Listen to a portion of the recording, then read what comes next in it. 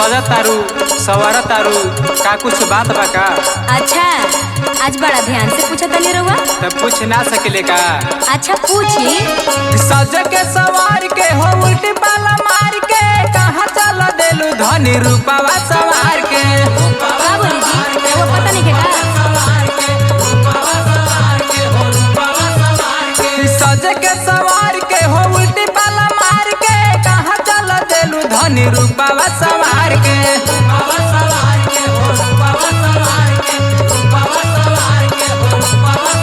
कके अचरा होया पन उघारे उघारे उघारे।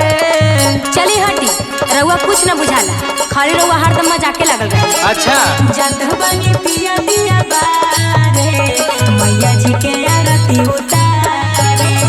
जात बनी पिया पिया बारे, मैया जी के आरती उतारे।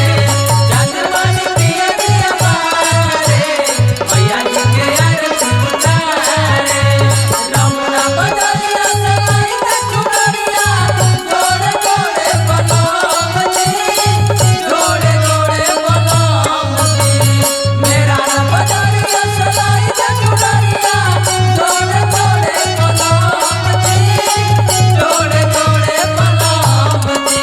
अरे मैया के चढ़ाई हो बलमुआ, गोरे नारिया जी। अरे मैया के चढ़ाई हो बलमुआ, गोरे नारिया जी।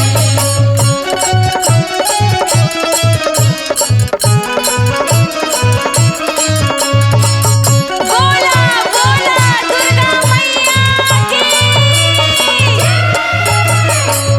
कहाँ बाटे बोला धनी का? पूजवा के थाली। अच्छा? पाउडर क्रीम खाली लौके ओठलाली। अरे तका लोग हैं।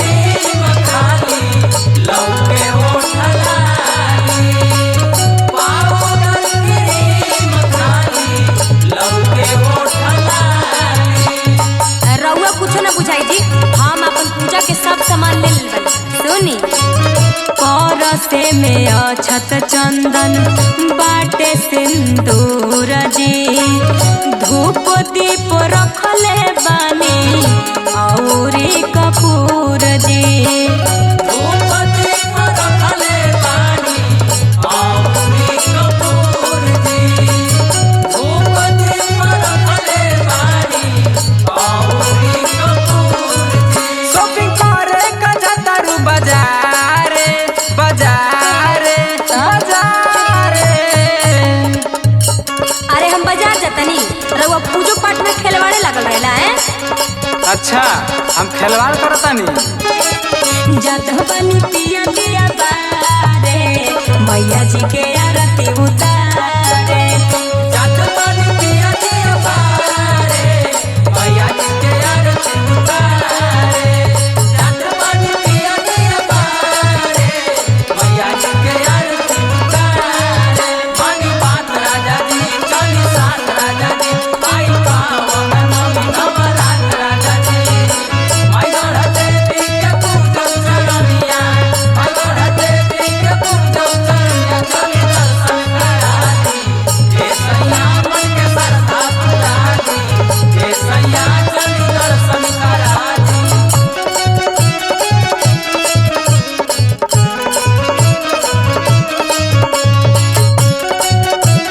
बोला बोला काली मैया की।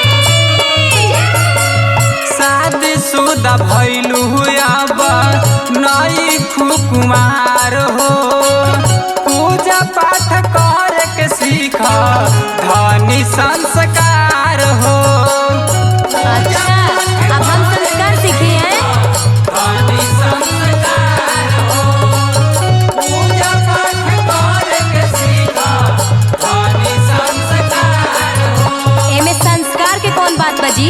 पूजा पाठ लोग दिल से न करेला, श्रद्धा भक्ति से करेला है।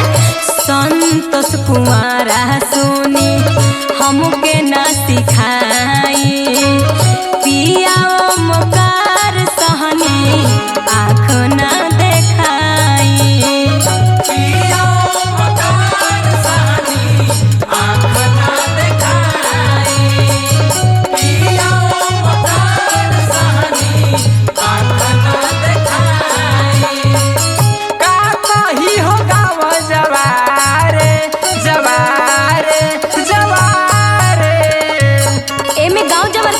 बात बाजी, हम तो पूजा नु करे जाता नी मंदिर हैं। तो साथे हम न चल सकेले का?